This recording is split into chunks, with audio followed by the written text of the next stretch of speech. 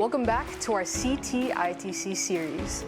In this video, we're unpacking the apprenticeship requirements, the second key labor requirement that you must meet to claim the full 30% Clean Technology Investment Tax Credit. If you haven't already, watch the previous video in this series to get the full picture of Canada's Clean Technology Investment Tax Credit prevailing wage requirements.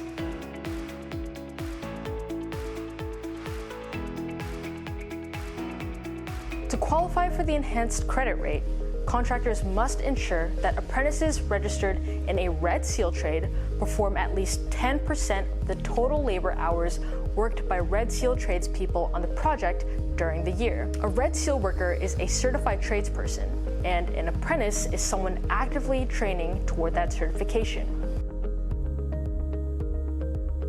The 10% threshold applies to all cumulative hours worked across all covered trades on the project.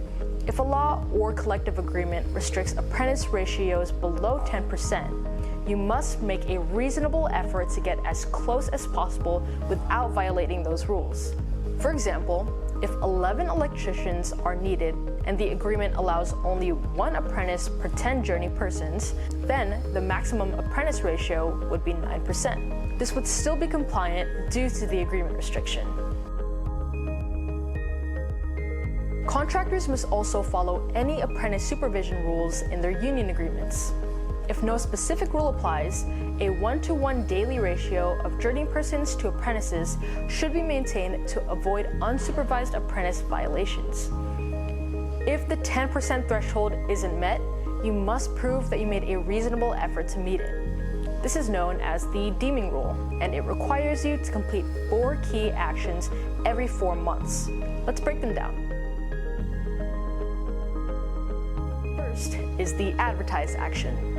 Under this action, you must post a bona fide job advertisement seeking apprentices on the designated worksite. The ad must include a commitment to Red Seal trade participation, be open to both existing employees and new hires, be posted on the Job Bank website and at least 2 other websites, and remain accessible either continuously or for at least 30 days. Second is the communicate action. Under this action, you must reach out to a trade union for apprentices. If the project is outside Quebec, the trade union must be affiliated with Canada's Building Trades Unions, also known as the CBTU. If the project is in Quebec, the trade union must be recognized under provincial law. In addition to this, you must reach out to at least one secondary or post-secondary institution. The overall goal is to facilitate hiring for the apprentice positions described in your job ad. Third is the confirm action.